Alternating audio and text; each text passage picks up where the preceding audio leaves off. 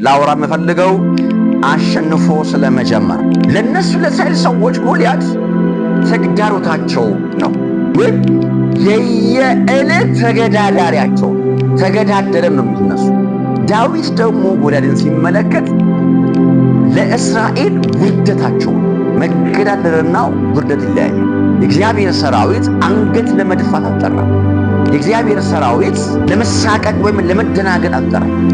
ዳዊት ግን ሲመለከት ይሄ በእስራኤል ላይ ውርደትን የሚያመጣ ሰው ነው። ስለዚህ ዳዊት ፎከስ ያደረጉ ምንድነው? እኔ ከእስራኤል ዘንድ ይሄን ውርደትን አስወግዳለሁ። ሽንፈትን ብቻ አይደለም ውርደትንም አስወግዳለሁ። ተገዳዳሪያችሁን ብቻ አይደለም ስንፍናንም አስወግዳለሁ። ውርደት ነበር ጎልያድ ለእስራኤል ሰራዊት ውርደታቸው ነበር። 40 ቀንና 40 ሌሊት ሙሉ ኪሳራን አጥቷል።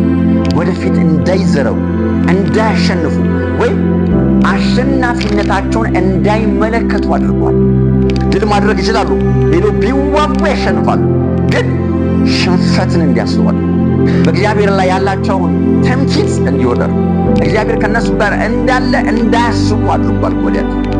ስለዚህ ጋሬጣ የሆነባቸው የዓይነ ጥላ መንፈስ የሚባለው ይሄ ዓይነ ጥላ ማለት ኢየሱስን እንዳታይ የሚጋርድ ማለት፣ ድልን እንዳታጣጥም የሚያደርግ የሚጋርድ ማለት። እግዚአብሔር ጸጋን ሰጥቷቸዋል። እግዚአብሔር ሰላምን ሰጥቷቸዋል። እግዚአብሔር ልጅ አድርጓቸዋል። በዓለም ካለው ይልቅ በእናንተ ውስጥ ያለው ይበልጣል። ከእነሱ ጋር ካለው ይልቅ ከእናንተ ጋር ያለው ይበልጣል። የዓይነ ጥላ መንፈስ ይሄንን እንዳታስቡ ነው የሚያደርገው።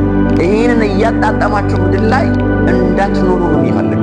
እግዚአብሔር ምን አደረገልኝ በሚል ሐሳብ ነው የሚያደርገው። እግዚአብሔር ምን ሰራል?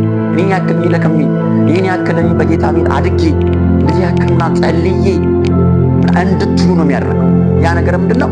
የበታችነት ስሜት ከውስጣችሁ እየተፈለፈለ እያደገ ራሳችሁን ከሰው ጋር ኮምፔር እያደረጋችሁ በቃ የዝቅተኝነት ስሜት እየተሰማችሁ ሰፈር እንድትቀሩ የሚያደርግ መንፈስ። ዳዊት የመጣው ይሄን ለመግፋት እግዚአብሔርን እንዳይመለከቱ ወይ እግዚአብሔርን እንዳያዩ ጥላቸውን እያጣጣሙ እንዳይኖሩ ውርደትን አስወግዳለሁ፣ ስንፍናን አስወግዳለሁ ነው ያለው። ፎከስ ያደረገው እግዚአብሔርን ለማስከበር። በጎልያድ መውደቅ እግዚአብሔር ይከብራል። በጎልያድ መሸነፍ እግዚአብሔር ይከብራል። የእስራኤል አምላክ ተብሎ ከጥንት ጀምሮ ሲጠራ የነበረ አምላክ እዚህ ጋር ደርሶ አይሰደም።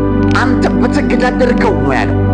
ወስዶ ውጊያውን ያገናኘው ከእግዚአብሔር ጋር። የክርስትና ውጊያ የእናንተ ውጊያ አይደለም።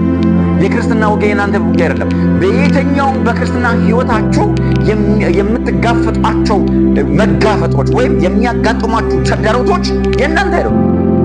እናንተ ተዋክታችሁ የምታሸንፉት ነገር አይደለም። እናንተ ተዋክታችሁ የምታሸንፉት ድል የለም። የክርስቶስ ድል ግን እያጣጠማችሁ መሄድ ስትጀምሩ ተራራው ዝቅ ይላል፣ ሸለቆ ከፍ ይላል። በዚህ መንፈስ ነው ራሳችሁን መቀበል።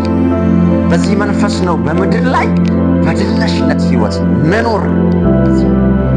ቃሉ ግን ነው የሚለው በአፍህም በልብህም ቀርቦልሃል።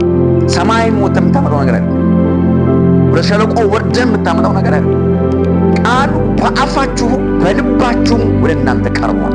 አመንከውም ስለዚህ የተናገርም ብሎ የእግዚአብሔር ቃል ስለሚል የሚያምን ሰው ሙያ በልቡ አይልም። የሚያምን ሰው ቃል በልቡ አይይዘው። የሚያምን ሰው በልቡ ውስጥ ያለው የተተከለውን የእግዚአብሔርን ቃል በአንደበቱ ያወጣል። አካሄዱ ይሄን ቃል ወስዳችሁ ልባችሁ ውስጥ ተተክላላችሁ። ይህን መጽሐፍ ቅዱስ ይዛችሁ ገለጥ ማስቀመጥ ለውጥ አያመጣም። ይሄ መጽሐፍ ቅዱስ ይዛችሁ እንደዚህ ማድረግ ለውጥ አያመጣም። እንደዚህ በስመ አብ ወወልድ ወመንፈስ ቅዱስ ምናምን ምንም ለውጥ አያመጣም።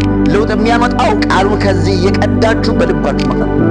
ከዛስ መንፈስ ቅዱስ ሬማ የሆነውን ቃል ከውስጣችሁ እንደ ወንዝ ያፈልቀዋል። ቃሉ በልብህም በአፍህም ቀርቦልሃል። ይሄ የድልነሽ ሕይወታችሁን ታጣጥሙ መስፈንጠሪያችሁ። ያልሆንኩት አልሆነም፣ ያልተነገረኝን አልሆነም፣ ቃሉ ያላለኝን አልሆነም፣ እግዚአብሔር ያላለኝን አልሆነም። እግዚአብሔር ተሸነፉ አላላችሁ፣ እግዚአብሔር ሂዱና አሸንፉ ነው ያለ። እግዚአብሔር አንገትን ድፉ አላላችሁ፣ እግዚአብሔር ቀና ብላችሁ ሂዱ ነው ያላችሁ። እግዚአብሔር ተዋረዱ አላላችሁም፣ እግዚአብሔር ክበሩ ነው ያላችሁ። የሚመጥናችሁና እግዚአብሔር ያዘጋጀላችሁን መሆን ጀምሮ አሸንፎ መጀመር